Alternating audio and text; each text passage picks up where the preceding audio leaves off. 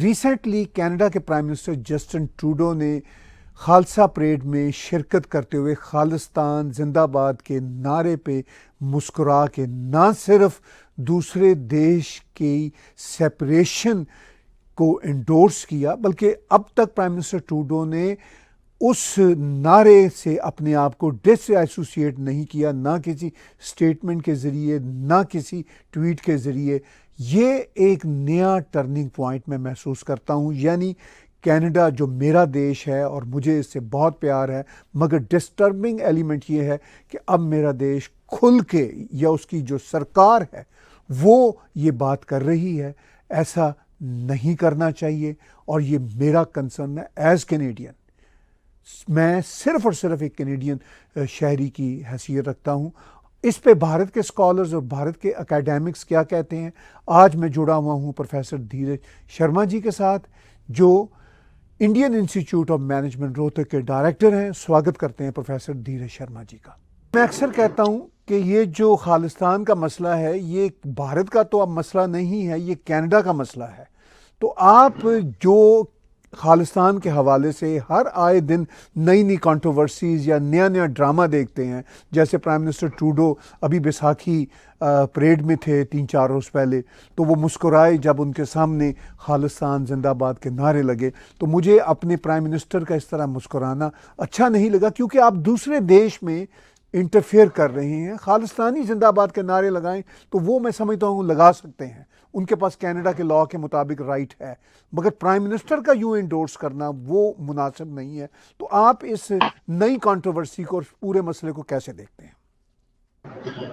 ताहिर साहब, thank you. पहले तो आपने इस टॉपिक, बड़े इंपॉर्टेंट टॉपिक के ऊपर मुझे इनवाइट किया इस डिस्कशन के लिए। मुझे ऐसा लगता है कि ये नया टॉपिक नहीं है, अब ये पुराना हो गया है। क्योंकि ये एक मुझे लगता है कि बहुत स्टेट में बहुत सारे एक्टर्स होते हैं, फ्रिंज एलिमेंट्स होते हैं, हर स्टेट में होते हैं। भारत में भी फ्रिंज एलिमेंट्स हैं, यूएस में भी। पर इन सब चीजों को as a state policy endorse करना, ये एक बहुत बड़ी बात हो सकती है। कनाडा में जो व्यू अब दूर से दिख के आ रहा है, उससे ये लगता है, लोगों को आभास होता है, लोगों को महसूस होता है कि ये जो सेपरेटिज्म और ये जो फंडामेंटलिज्म और ये जो रिलीजियस एक्सट्रीमिज्म के जो अंश वहां पर छोटे मोटे हैं, उनको as a state policy promote किया जा रहा है। ये व्यू बड़ा खतरनाक व्यू है। मैं फिर से रिपीट कर रहा हूं, fringe elements, fundamentalist, conservatives, terrorist centric people, जो डिस्टर्बेंस क्रिएट करने वाले नेफेरियस एलिमेंट्स हर देश में होते हैं। यूएस में भी है, कनाडा में भी है, इंडिया में भी है, फ्रांस में भी है, यूके में भी है।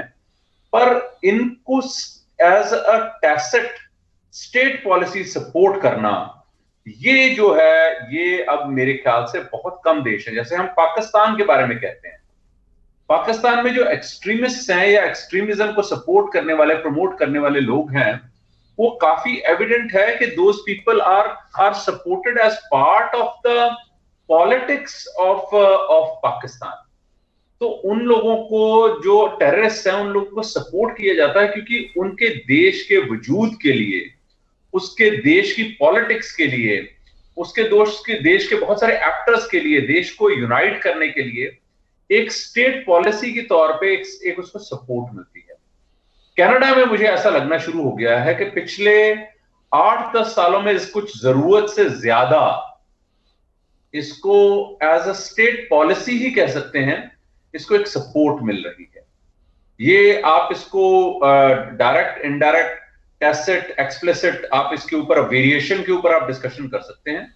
पर अभी ये जो रिसेंट इवेंट हुआ है, इट वाज एविडेंट के दी कैनेडियन जो प्रेसिडेंट थे, जो प्रेसिडेंट प्राइम मिनिस्टर हैं, वो स्माइल कर रहे हैं इस इंसिडेंट पे, और टैसिटली इसमें you know he is actually relishing the separatist जो नारे लगाए जा रहे हैं, उसको वो आनंद ले रहे हैं जैसे उसका।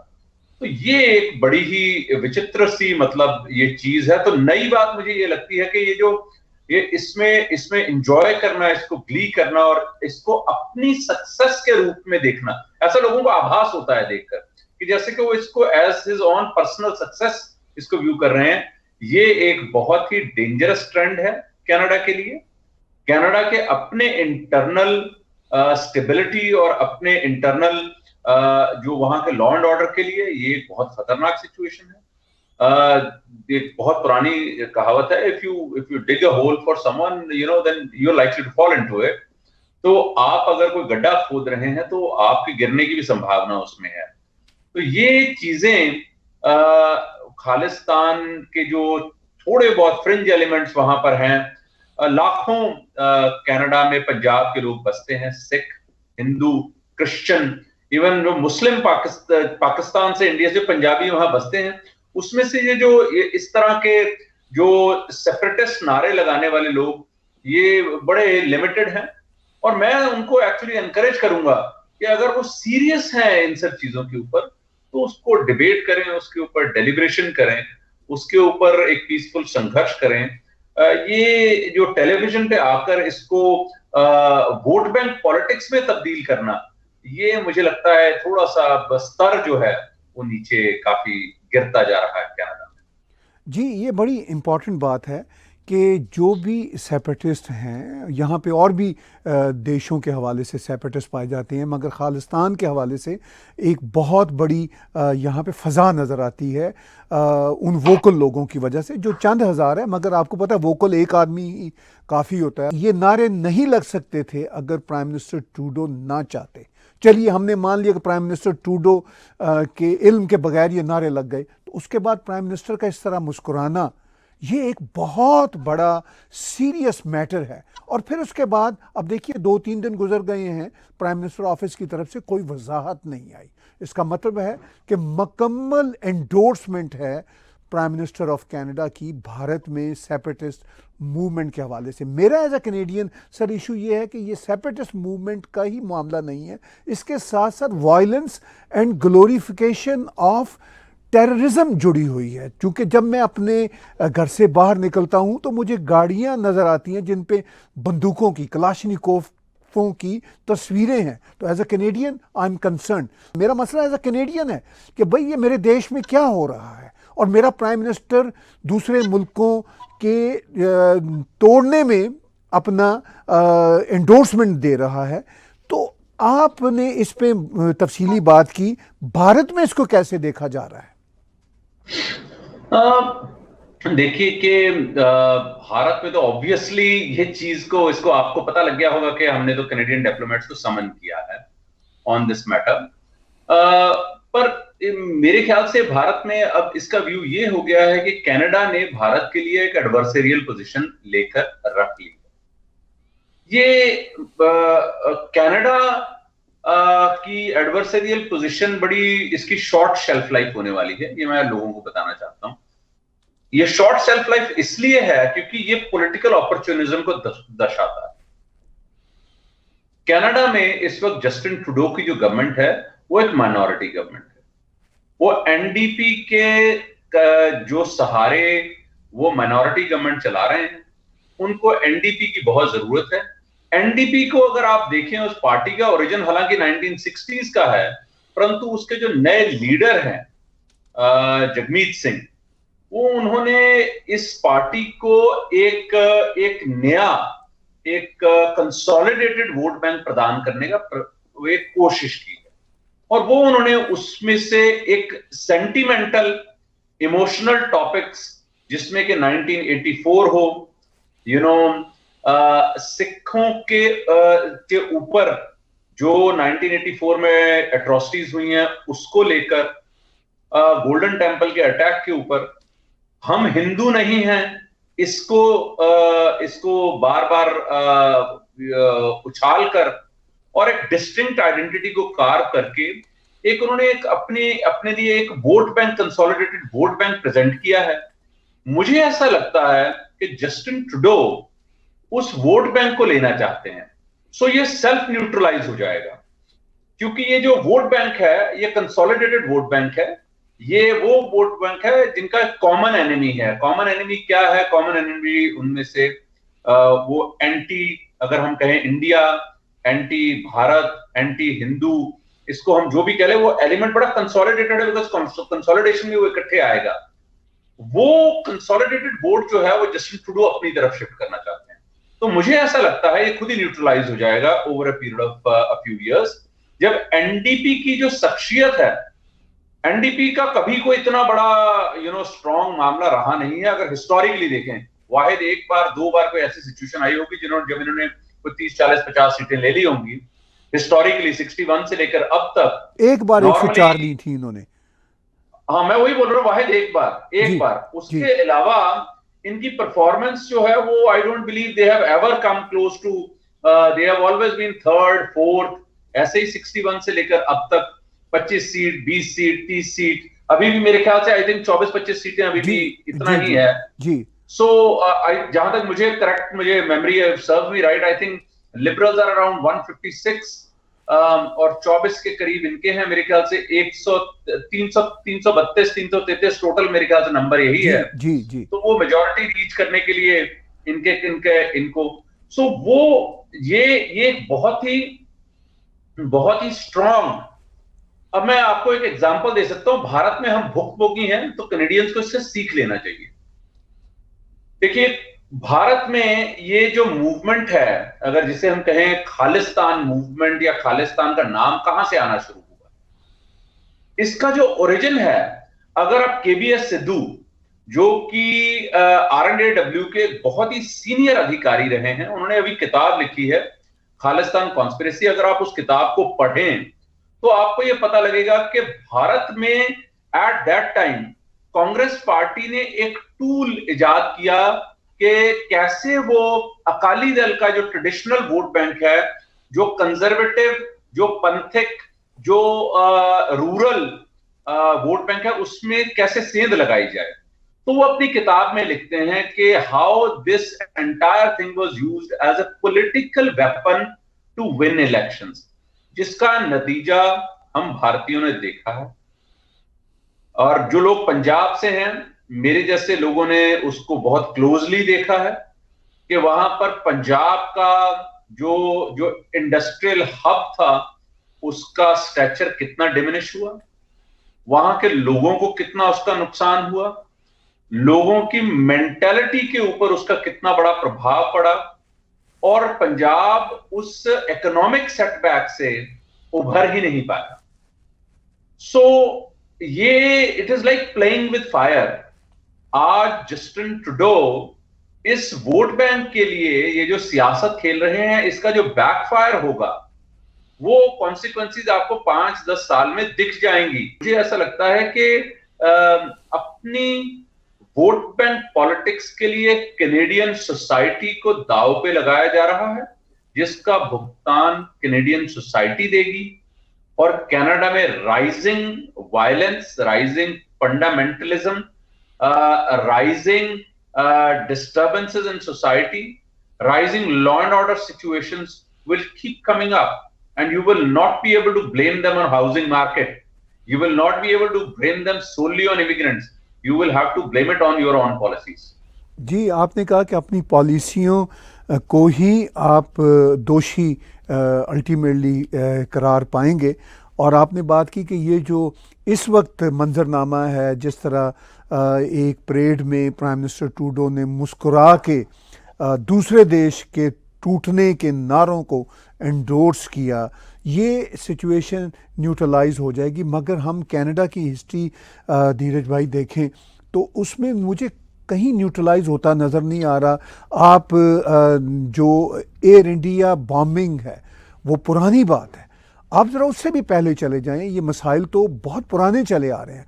फिर एयर इंडिया बॉम्बिंग जो कनाडा की हिस्ट्री की सबसे बड़ी टेररिज्म है, और 9/11 से पहले एयर एविएशन की सबसे बड़ी टेररिज्म है 9/11 से पहले।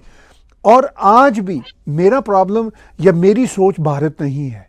भारत अपने मसाइल को, अपने इश्यूज़ को हैंडल करना जानता है। भारत दूसरा देश है हमारे लिए, वो कर लेगा। मेरा मसला कनाडा है, यहाँ पे मुझे न्यूट्रलाइज होता नज़र नहीं आ रहा। सरकार चाहे कोई भी आए, चूँकि हमने देखा है कि एयर इंडिया बॉम्बिंग बल्कि उससे पहले से लेके आज तक ये मसला इसी तरह चल रहा है। इस बार फ़र्क ये आया है कि प्राइम मिनिस्टर ऑफ कनाडा ने खुल के एंडोर्स कर दिया है। तो ये आपको भारतीय होने के नाते भारत में बैठे हुए कोई थ्रेट वाला मामला लगता है भारत के लिए? मुझे नहीं लगता जी कि आई डोंट थिंक अभी एट द प्रेजेंट टाइम मैं इसको एज अ थ्रेट देखूंगा। भारत में जहां के लोग हैं, भारत के जो सिख हैं, वो बड़े प्रोग्रेसिव हैं, they are very open minded. उनको इन चीजों की हवा जब लगती है तो यहाँ इंडिया के भी कुछ फ्रिंज एलिमेंट्स खड़े हो जाते हैं, परंतु यहाँ बड़ा एक पार्टिसिपेटिव सा प्रोसेस है। भारत देश में आज की डेट में अगर आप देखें तो इवन जो पुराने जो सो कॉल्ड हार्डलाइन व्यू लेने वाले लोग, सिमरनजीत सिंह मान जो अकाली दल अमृतसर के लीडर हैं, वो भी 2022 में मेंबर ऑफ पार्लियामेंट बन के पार्लियामेंट में जाकर बैठते हैं और पार्लियामेंट में अपने व्यूज एक्सप्रेस करते हैं। तो यहाँ एक स्पेस है लोगों के लिए। अगर लोगों को अपने फीलिंग्स को वेंट आउट करना है तो लोग अपने फीलिंग्स को वेंट आउट कर सकते हैं। प्रोटेस्ट को एक स्पेस दिया जाता है भारत में। भारत के जो सिख हैं उनको इन कैनेडियन ट्रिक्स का over a period of time इसकी वो सेंसिटिविटी जो है वो खत्म हो जाएगी। ये जो बार बार चीज हो रही है, ये उनके जो असली रूप वो दिख जाएगा कि इसके पीछे पॉलिटिकल मोटिव्स हैं, इसके पीछे भारत को डिस्टर्ब करना है। तो भारत के सिख कभी भी इन सब चीजों को सपोर्ट नहीं करेंगे। अभी हमने वर्ल्ड पंजाबी कॉन्फ्रेंस कुछ अरसा पहले, आप उसमें शामिल हुए थे, आपने शिरकत की थी। इतने बड़े बड़े सिख लोग जो भारत के लीडर्स हैं, जो भारत के बड़े बड़े गायक हैं, बिजनेसमैन हैं, उन्होंने आकर शिरकत की है। आप वहां पर थे, जनरल्स थे, एयरफोर्स चीफ, ऐसे बड़े बड़े लोग। तो वो लोगों ने ये दर्शाया है कि ये फ्रिंज एलिमेंट्स हैं और हमारे भारत देश में जो सिख हीरोज हैं उनकी सेलिब्रेशन है। मेरे ख्याल से हमने जो कमी की है वो कमी हिंदुओं की है। हिंदुओं की कमी ये है कि हमने अपने विरसे को छोड़ दिया। हमें अपने विरसे को छोड़ना नहीं चाहिए। लैंग्वेज के बेसिस के ऊपर जब पंजाब तकसीम हुआ इंडिपेंडेंस के बाद 1966 में, जब हिमाचल और हरियाणा दो अलग अलग स्टेट बन गए, तो ये लैंग्वेज के बेसिस के ऊपर जब ये बना, ये लैंग्वेज के बेसिस पे नहीं बना, इसकी जो गहराई है बड़ी लंबी चली गई। तो लैंग्वेज के बेसिस के ऊपर जब ये सेपरेट स्टेट्स बनी, तो उसके बाद आहिस्ता आहिस्ता जो लोग हिंदू जो पंजाबी फेस्टिवल्स, पंजाबी जो लैंग्वेज, पंजाबी ट्रेडिशंस, उनको ग्रेजुअली उन्होंने छोड़ना शुरू कर दिया। आज अगर आप देखें तो मैं आपको बड़ी एक बोल्ड स्टेटमेंट देता हूं कि अगर आप पंजाब में जाएं तो लैंग्वेज भी रिलीजन के ऊपर डिवाइड हो चुकी है। पंजाबी बोलने वाला ज्यादातर सिख हैं। हिंदू पंजाबी बोलना इतना पसंद नहीं करते या बोलते कम है। मैं ये नहीं कहूंगा पसंद नहीं करते, मैं ये कहूंगा उनके बच्चे जो हैं वो पंजाबी सीखते नहीं है, बोलते नहीं। तो ये एक लैंग्वेज आपने गिव अप कर दी।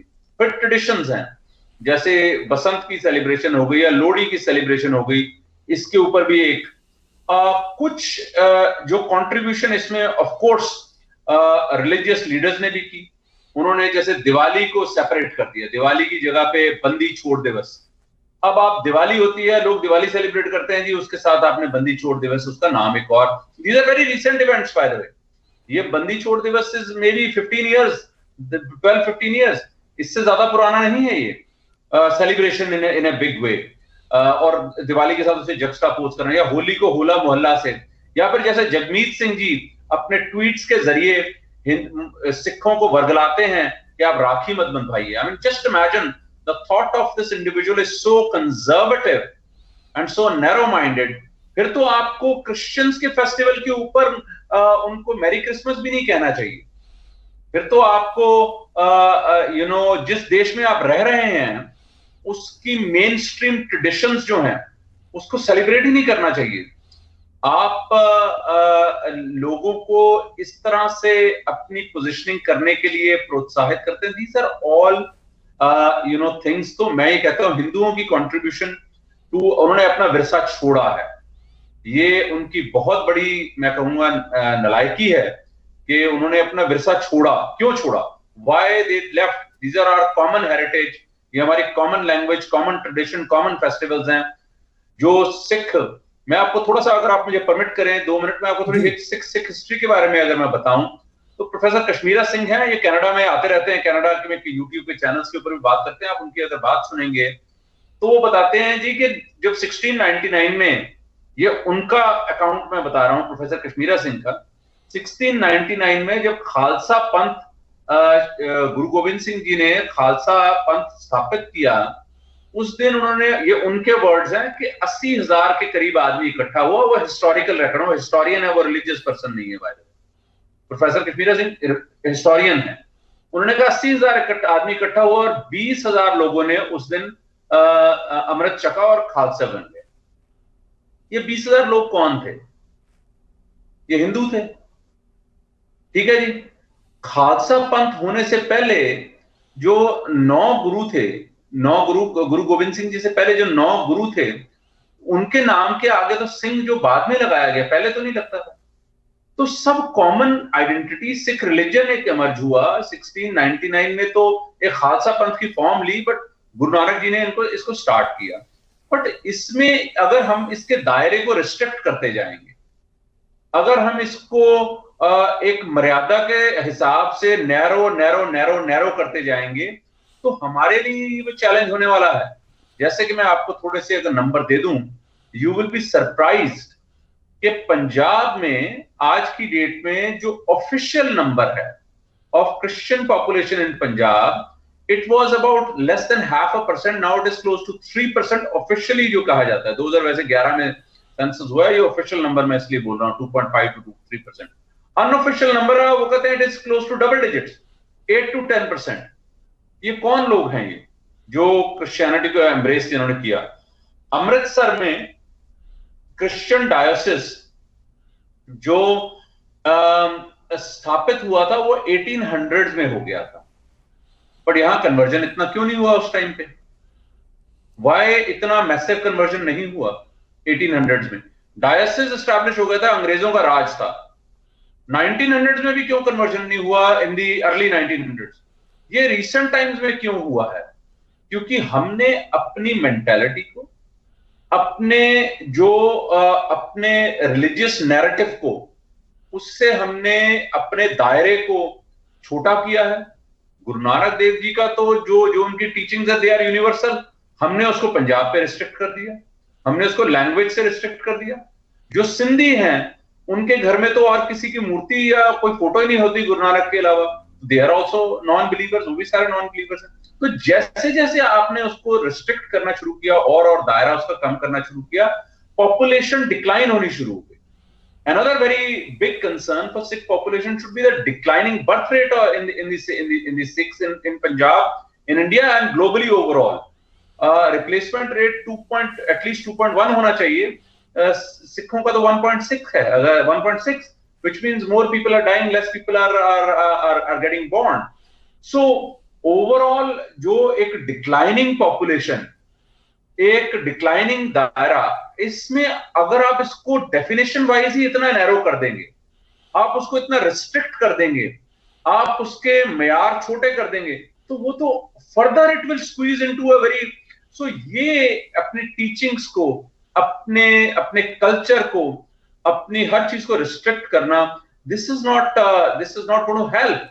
And those are the genuine issues which I think need to be concern for both Sikhs and Hindus who are from Punjab। ये हमारी लैंग्वेज का क्या बन रहा है, हमारे फेस्टिवल्स का क्या बन रहा है, हमारे जो यंगस्टर्स हैं उनके थॉट प्रोसेस का क्या बन रहा है, हमारी सोशल एंड कल्चरल आइडेंटिटीज का क्या बन रहा है, हमारे जो टाइम टेस्टेड ट्रेडिशंस हैं वो खत्म होते जा रहे हैं। We are embracing new traditions, we take pride. आप अगर आप मूवीज को देखना शुरू करें तो उसमें तो हम प्राइड लेते हैं not following our traditions, and following a Western way of doing things, particularly for people of Punjab। तो ये तो एक बहुत ही मतलब विचित्र चीज है। मैं आपको एक एग्जांपल दूं ताहिर साहब, ये बड़ा छोटा एग्जांपल है, very tiny example, but this will demonstrate to you the psyche of Punjabis all over India. ये किसी की स्टडी है, जब शादियां होती थी, ये मैं आज से सिर्फ 10 साल पुरानी बात कर रहा हूं, ये अभी की स्टडी नहीं है, 2008 या 9 की स्टडी है, तो 15 साल पुरानी स्टडी है ये। इसमें उन्होंने भारत की स्टेट्स में कि क्या ड्रेस पहना जाता है दूल्हे के द्वारा, मेल दूल्हा क्या कपड़े पहनता है, वो स्टेट बाय स्टेट उन्होंने एक सर्वे करके निकाला।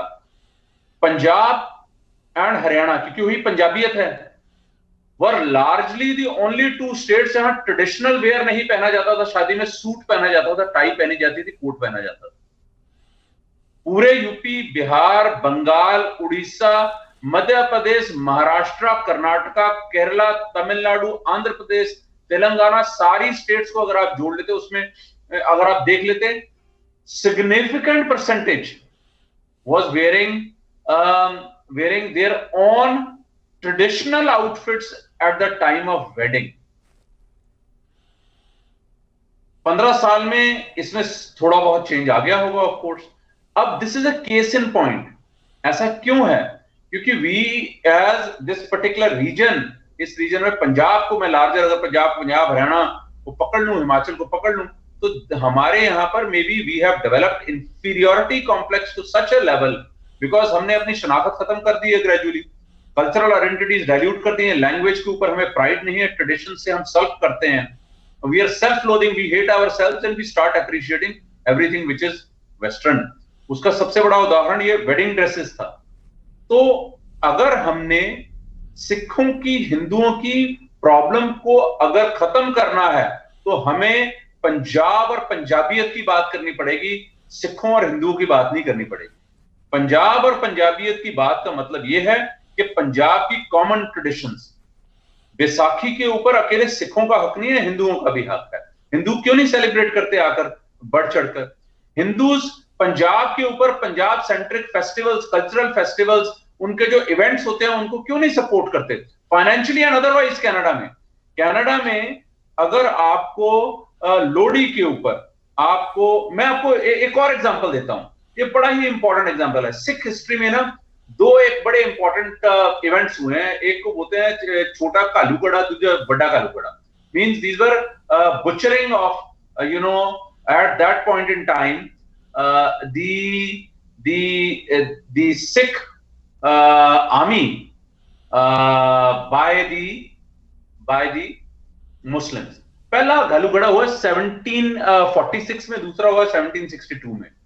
1762 में 50,000 से 1 लाख आदमी मरा है। जो छोटा वाला है 1746 में, उसमें 7,000 आदमी मरा है। अब 1762 को ले लो, अगर 50,000 1 लाख आदमी मरा है उसमें, ठीक है जी, अगर आप उस टाइम का हिस्टोरिकल डेटा ले लें, 1811 में जो सिख सेंसस हुआ है, उस टाइम पे तो total Sikh population was around, तो ये जो 50,000 1 लाख आदमी मरा है, ये पंजाबी मरा है। लोगों ने अपना बड़ा बेटा, हिंदुओं ने सिख बनाया है। मैं तो बार बार ये कहता हूं, हमें इस ट्रेडिशन को रिवाइव करना चाहिए।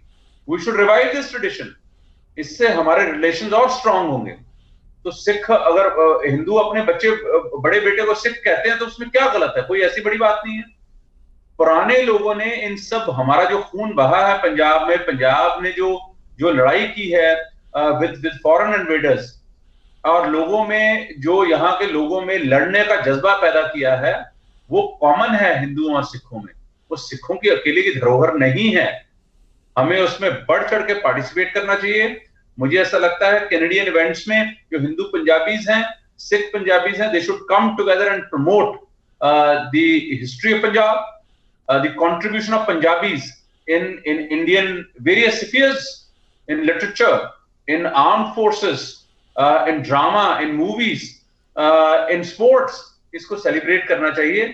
This is possibly the only way to negate the negative notions, sentiments which are created by now I would call the state-sponsored program of the ruling party there in your country। देखिए, बात यह है कि हिंदू सिख में मुझे याद पड़ता है, कभी मुझे फ़र्क ही नज़र नहीं आता था। आज से 15-20 साल पहले, 25 साल हो गया मुझे भी कनाडा में रहते हुए, हमारे लिए तो यही होता था कि भाई या तो मोने होते हैं या सरदार होते हैं। सब एक ही बैकग्राउंड के लोग थे। और आज भी मैं आपको प्रोफेसर बताऊं, जो अक्सरियत है हमारे सिख बहन भाइयों की, हिंदू बहन भाइयों की, उनकी फीलिंग यही है। मगर जो पोलिटिसाइज्ड एलिमेंट्स हैं, उनके इंटरेस्ट हैं, जिनको आप खालिस्तानी कह सकते हैं, वो अपने इंटरेस्ट के लिए काम करते हैं। अच्छा, वो अपने इंटरेस्ट के लिए काम करते हैं, we can understand it, I can understand it. लेकिन जब कैनेडियन सरकार ये हरकत करती है तो ये बहुत डेंजरस प्रेसिडेंट सेट कर रहे हैं। आखिर में दो एक बातें करते हुए ये बताइए कि ये आपको सिर्फ कैनेडियन सरकार का वोट बैंक का ही सिर्फ मसला नज़र आता है, या कोई इंटरनेशनली इसके पीछे कोई एजेंडा नज़र आता है? देखें, इसकी टाइमिंग बहुत बढ़िया टाइमिंग है। ये जिस टाइम पे हुआ है, भारत में इलेक्शन चल रहे हैं। रूलिंग पार्टी जो है वो 10 साल में पावर में रह चुकी है। रूलिंग पार्टी ने कई डिसीजंस फॉरेन पॉलिसी के हवाले से डिफिकल्ट डिसीजंस लिए, चाहे वो फिलिस्तीन इजराइल का इशू हो, चाहे वो रशिया यूक्रेन वॉर का इशू हो, चाहे G20 की होस्टिंग हो। बहुत सारे ऐसे डिसीजंस हैं जो कि बहुत सारे जो पश्चिमी ताकतें हैं उनको पसंद नहीं आए होंगे। स्ट्रॉन्ग भारत, एक तगड़ा भारत, एक सशक्त भारत, वो आज भी पश्चिमी समाज को हजम नहीं होता। पश्चिमी समाज को ऐसा भारत चाहिए जिसमें लड़ाइयां हो रही हों, आपस में लोग मर मिट रहे हों, ताकि उनको उसमें सिर्फ घी डालने का काम करना पड़े, आग ऑलरेडी लगी। भारत में आज ट्रैंक्विलिटी है, पीस है। आर्टिकल 370 जाने के बाद आप कश्मीर में देख लें कि कश्मीर में violence levels are at the lowest. मैं अभी एक हफ्ता पहले कश्मीर जाके आया हूं। आप मानेंगे नहीं जी कि वहां टूरिज्म इतना बढ़ चुका है। वहां लोग आपस में जो बात करते हैं वो ये कहते हैं कि हमारे रियल एस्टेट की कीमतें जम्मू में पिछले 2 साल में डबल हो गई हैं, श्रीनगर में 2 साल में डबल हो गई है। कोविड के बाद, कोविड का इंपैक्ट पहले था, उसके बाद डबल हो गई। लोग अपनी रियल एस्टेट की बातें करते हैं। लोग ये बातें करते हैं कि वहां पर एयरबीएनबी या ओयो रूम्स, जिससे कि वो रूम्स रेंट कर सकें जो टूरिस्ट वहां आते हैं, उनकी बातें होती हैं। तो मैं ये बताना चाहता हूं, तो भारत में LW एरियाज जिसे हम कहते थे, लेफ्ट विंग एक्सट्रीमिज्म के जो एरियाज, जो कि साउथ ईस्टर्न यूपी से स्टार्ट होकर अगर वो ईस्ट में जाए तो बंगाल से लेकर साउथ में तेलंगाना से लेकर आंध्र प्रदेश तक ये पूरा LW एरिया हुआ करता था। सन 2004 से लेकर लगभग ऑलमोस्ट कोई 2000 मेरे ख्याल से 15-16 तक ये LW area, left wing extremism इसे कहते थे, वहां पर जाना असंभव था। मैंने ये सारे एरियाज खुद विजिट किए हुए हैं। वहां पर it was extremely difficult to live, and these areas, इनको रेड कॉर्नर बोला जाता था, इतना बड़ा। आज वो रेड कॉर्नर श्रिंक होके ऑलमोस्ट डिसअपियर हो गया है भारत के देश में। LW जिसे कहा जाता है left wing extremism has disappeared. तो मैं ये बताता हूं, ये सब जो चीजें हैं, ये जो शांति है, ये जो प्रोग्रेस है, मैं इनवाइट करता हूं आपके व्यूअर्स को जिन्होंने इंडिया नहीं देखा कुछ सालों से, वो आकर देखें। सड़कें, इलेक्ट्रिसिटी, लोगों में बाहर जाकर अपने एंटरटेनमेंट के साधन, लोगों के लिए सहूलतें, एमिनिटीज, रोड साइड। एक बहुत बड़ा मसला हुआ करता था आज से 10 साल पहले कि अगर आप रोड पे, हाईवे पे ट्रैवल कर रहे हैं, टॉयलेट्स ढूंढना। आज आपको मेरे ख्याल से, अगर आप ऑल इंडिया ट्रैवल करेंगे, आपको मेरे ख्याल से हर कुछ किलोमीटर के बाद अच्छा साफ आपको, ये सब एक प्रोग्रेस का हिस्सा है, इसको हम डिनाई नहीं कर सकते। मुझे ऐसा लगता है कि जो वेस्ट है वो उसका definitely it will be in their interest. अगर एक स्ट्रैटेजिस्ट की तरीके से मैं सोचूं, it is in their interest कि इन सब चीजों से कुछ ना कुछ आग जलती रहे, और आग जलती रहे तो उसमें पीरियोडिकली थोड़ा थोड़ा घी डालते रहें, और भारत के लोग उसी में बिजी रहेंगे, वहां की सरकार उसी में बिजी रहेगी, और they will not have to be dealt in a big way. अब क्या है, अभी आप उनको, अगर यहाँ पे स्टेबिलिटी रहेगी, सब कुछ रहेगा, तो उनको डील करना मुश्किल हो जाएगा। तो मैं आपसे बिल्कुल एग्री करता हूं। कनाडा की इतनी अभी तौफीक हुई नहीं है कि वो इंडिपेंडेंटली इन सब चीजों के ऊपर स्ट्रेटजिकली चल पाए। जस्टिन ट्रूडो अपनी जो पॉलिटिक्स चलाते हैं या जो भी चला रहे हैं, जो भी सरकार कनाडा में बनती है, वो अमेरिका की टैसिट सपोर्ट तो उनके साथ होनी जरूरी है। Can there be a government in Canada which is hostile to the US? It is impossible. Can there be a government in Canada जो कि पॉलिसी में ही जो एंटी नाफ्ता हो, नाफ्ता तोड़ना चाहती हो? ऐसी कोई गवर्नमेंट है जो वीजा कंट्रोल करना चाहती हो? No, these things can not happen. तो ये डेफिनेटली स्ट्रेटेजिक लेवल के ऊपर there may be some concurrence के हम लोग मिलकर फाइव आईज हो, चाहे वो ये नाफ्ता हो या नेटो हो, there could be a view. But Justin Trudeau साहब इसको पॉलिटिकली भी बना रहे हैं, इसको हम डिनाई नहीं करेंगे। वो अपने राज्य को कायम रखने के लिए इसको बनाते रहेंगे जब तक वो एनडीपी को खत्म नहीं करेंगे। और मैं आपको गारंटी दे सकता हूं, एनडीपी को वो श्रिंक करके NDP will be absorb, if not NDP as a party will be absorb, उनका वोट बैंक एब्जॉर्ब हो जाएगा लिबरल्स में, क्योंकि दोनों की आइडियोलॉजी आजकल सेम हो गई। बहुत आखिर में कंक्लूड करते हुए ब्रीफली हमें ये बताइए, पीछे जो आपने बात की पंजाबियत की, मैं ये समझता हूँ कि पंजाबियत सिर्फ पंजाबी भाषा का नाम नहीं है, एक पूरे का पूरा कल्चर है जो हमारे अशोका डायनेस्टी, गुप्ता डायनेस्टी से आता है। और उसमें आप देख लीजिए जो हिंदू जो हमारी एंसेस्ट्री है, उसी में से ही सिखिज़म निकला। जो हम मेरे जैसे कन्वर्ट मुस्लिम्स हैं सब कॉन्टिनेंट के, वो भी उसी डायनेस्टी के हैं। जो कन्वर्ट क्रिश्चियन पंजाबी हैं वो भी उसी डायनेस्टी के हैं। और आपने बात की कि हम सब ने अपनी पंजाबीयत को, पंजाबीयत मैं अगेन कहूँगा सिर्फ भाषा का नाम नहीं है, एक बहुत ब्रॉड स्ट्रोक है वो। अगर हम ओनरशिप वापस लें, और जो हमारे सिख बहन भाई हैं उनकी अक्सरियत तो हम ही हैं और वो हम ही हैं, तो कैसे ये सब मिल के इंटरनेशनली इस प्रॉब्लम को एक तरह से काउंटर कर सकते हैं, सॉल्व कर सकते हैं? मुझे ऐसा लगता है कि इसको सॉल्व करने का बहुत आसान तरीका है। आसान तरीका ये है कि हमें पॉजिटिव चीजों के ऊपर ध्यान देना चाहिए। वो पॉजिटिव चीजें ये हैं कि सबसे पहले आई थिंक अगर कनाडा में ऐसे सोशल लेवल पे इदारे बने जो कि पंजाबियत को रिक्लेम करें। पंजाब एक रिलीजन की, एक कौम की विरासत नहीं हो सकती। कनाडा के लोग जो बैठे हैं वहां पर पंजाब से ताल्लुक रखते हैं, वो हिंदू हों, सिख हों, मुसलमान हों, क्रिश्चियन हों, उनको हमें पंजाब की पंजाबियत से जोड़ना पड़ेगा। पंजाबियत के एलिमेंट्स क्या हैं? Let us define what are the elements of Punjabiyat. Punjabiyat के जो विजिबल एलिमेंट्स होते हैं वो होते हैं कि उनकी वेशभूषा। तो अगर कुछ कल्चरल इवेंट्स हों जहां पर वो अपनी वेशभूषा, जो पंजाब की ट्रेडिशनल ड्रेसेस हैं, उसको लोग पहने, उसको प्रमोट करें, उसको एनकरेज करें, ये हमारी ट्रेडिशनल ड्रेसेस हैं।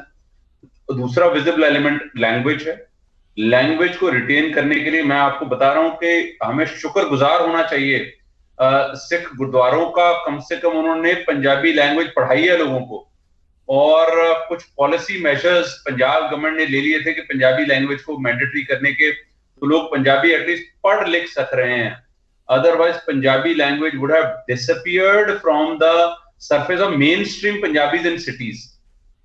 डिसअपीयर हो जाती है, रूरल में तो फिर भी चलो चल जाती लोग। उसके बाद जो तीसरा है लैंग्वेज के बाद, वो आता है लिटरेचर। चौथा है पंजाबी फिल्मों में। मैं एक बड़ा आपको एंगल दिखाता हूं कि सेपरेशंस कैसे क्रिएट की जाती हैं ये फिल्मों के जरिए से, क्योंकि फिल्में सबसे इजी मीडियम है। ये फिल्म बना दी जाती है, it's a media diet available to you. आप चलते फिरते टीवी पे, यूट्यूब पे, नेटफ्लिक्स पे आप उसे देख लेते हैं। Very powerful medium. आपको पता है कि पंजाब की film industry is one of the oldest and prolific film industries in this region. Lahore की जो फिल्म इंडस्ट्री है वो पार्टीशन से पहले से चल के आ रही है। जो बॉम्बे में लोग आकर बसे हैं वो लाहौर की फिल्म इंडस्ट्री छोड़ के वहां लोग आकर वहां पर उन्होंने उसमें ग्रो किया है। तो पंजाबी फिल्में 1930s के एंड से 40s में तो बहुत बड़े तरीके से बनती रही हैं। 50s 60s 70s 80s 90s में अगर आप टिपिकली एक पंजाबी फिल्म का हीरो व्यू करें, the hero of Punjabi film would be a Jat Sikh. By and large, the hero of Punjabi movies of 40s, 50s, 60s, 70s, 80s, 90s would be a Jat Sikh. But the Jat Sikh, by and large, would not have ना तो उसके लंबे बाल थे, ना उसकी लंबी दाढ़ी थी, उसके बाल नहीं होते थे, उसकी मूछें होंगी या नहीं होंगी, many of them were clean shaven. आप अगर हिस्टोरिकली पुराने हीरोज को अगर आप स्टडी करना शुरू कर दें जिन्होंने पंजाबी फिल्मों में काम किया है, वो आप बलराज सानी से स्टार्ट करके all the way till गुग्गू Gill तक ले आए, तो उन्होंने पगड़ियां नहीं बांधी हुई थी या उन्होंने दाढ़ियां नहीं लंबी की हुई थी। उसका मकसद ये था कि जो पंजाब का हीरो है वो किसी भी शेप और फॉर्म में हो सकता है, पगड़ी भी बांध सकता है, बिना पगड़ी के भी आ सकता है, दाढ़ी भी है, मूछ भी है। वो जट सिख हमारा जो हीरो है, आज आपने उस जट सिख का कैरिकेचर को और कंस्ट्रक्ट कर दिया। आपने कहा कि भाई जो हिंदी पंजाबी फिल्म का हीरो बिना पगड़ी के हो ही नहीं सकता। आप पिछले 15 साल की फिल्मों को एग्जामिन कर लें तो पंजाबी फिल्मों का जो हीरो है वो आपको बाय एंड लार्ज जो बड़ी फिल्में हैं, लार्ज स्केल मूवीज हैं, आपको बिना पगड़ी के नहीं मिलेगा। तो मैं इसका ये कहना चाहता हूं, मैं इससे ये मकसद ये देना चाहता हूं कि पगड़ी हिंदू भी बांध सकता है। पगड़ी अकेले सिखों की नहीं है, पगड़ी बांधे, सिख बांधे, हिंदू भी बांधे, पर वो पंजाबियत का हिस्सा है। सिख बांधते सारे हमारे ही मुसलमान बांधते थे, जो पंजाब के लोग इवन राजस्थान में पगड़ी बांधते थे। तो पगड़ी हमारा एक सिंबल ऑफ पंजाबियत है, उसकी एक तरीके से पगड़ी बांधी जाती है। तो जब राजस्थान वाले इसको सिंबॉलिकली एक प्रेजेंट कर सकते हैं अपनी वेडिंग्स में, वो अपनी राजस्थानी पगड़ी बांधते हैं। हमारे जो पंजाब के लोग हैं, पर्टिकुलर जो पंजाब के हिंदू हैं, वो अपनी पगड़ी शादियों में राजस्थानी स्टाइल से बांध रहे हैं, वो हमारी पंजाबी सिख स्टाइल से नहीं बांध रहे। क्यों नहीं बांध रहे? ये सारे सिंबलिज्म है, ये हमारा सिंबलिज्म। हम जो पगड़ी बांधते हैं पंजाब में, वो टिपिकल जो सिखों वाली पगड़ी है, हम वो बांधते हैं। वो पगड़ी हिंदू अपनी शादियों में नहीं बांधते। मैं आपको केस इन पॉइंट्स बता रहा हूं। तो जो तीसरा जो चीज है, चौथी मूवीज। तो आई स्टार्टेड विद इदारों में आप लैंग्वेज से स्टार्ट किया, लिटरेचर से आ गए, मूवीज पे आ गए, एंड देन कम्स फेस्टिवल्स। हमारे फेस्टिवल्स को हमें कॉमनली सेलिब्रेट करना चाहिए। खालसा डे अगर आप मनाया जा रहा है तो खालसा डे हमारा भी है, हिंदुओं का भी है। People should actively participate in that. Khalsa जो खालसे बने थे, जो पंज प्यारे थे, वो भी हिंदुओं से ही बने थे, कोई ऐसी बात नहीं है जी। वो Hindus are free to participate, they should participate with full gusto। and lastly our traditions, जो हमारे traditions हैं, चाहे वो हमारे रोजाना की traditions हो, चाहे हमारे greetings की tradition हो, हमें उसे maintain करना चाहिए और इसको हमारा सरमाया मानकर अपनी next generation में देना चाहिए। तो मैं ये 5 स्टेप का आपको एक फॉर्मूला बता दिया है। I have tried my best to convey to you off the top of my head. I had not thought about it कि कैसे एक पंजाबियत को हम एक डायरेक्शन दे सकते हैं और उसको we should not, हम इसको किसी कौम की, किसी रिलीजन की वो विरासत नहीं होने देंगे। हम सबकी है, हम सब पंजाब के हैं, हमारी सबकी विरासत है। बहुत बहुत धन्यवाद, बहुत शुक्रगुजार हैं, आपने वक्त दिया। ये ऐसा कॉम्प्लेक्स इश्यूज़ है जिस पे हम जितनी बात करें कम है। आने वाले दिनों में आपके साथ और इस इशू पे बात करते रहेंगे। बहुत बहुत शुक्रगुजार हैं आपके। व्यूअर्स, बातचीत सुनी आपने प्रोफेसर धीरज शर्मा की।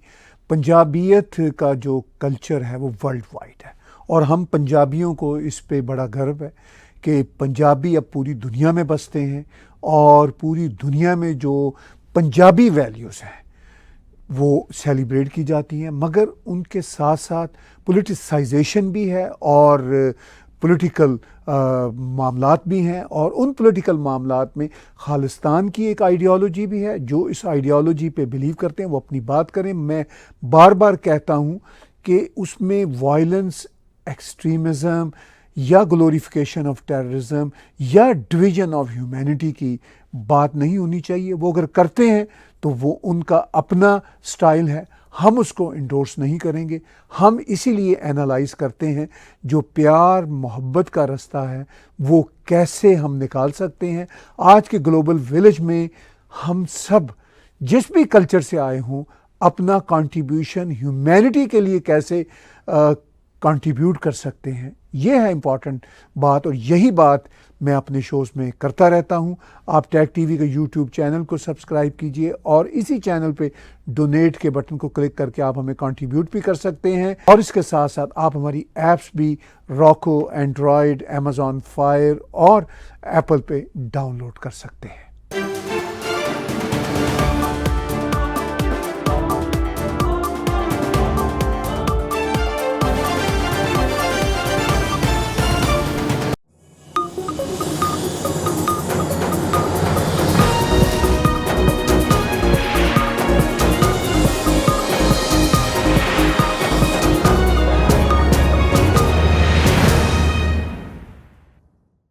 Subscribe Tag TV YouTube channel and press the notification button.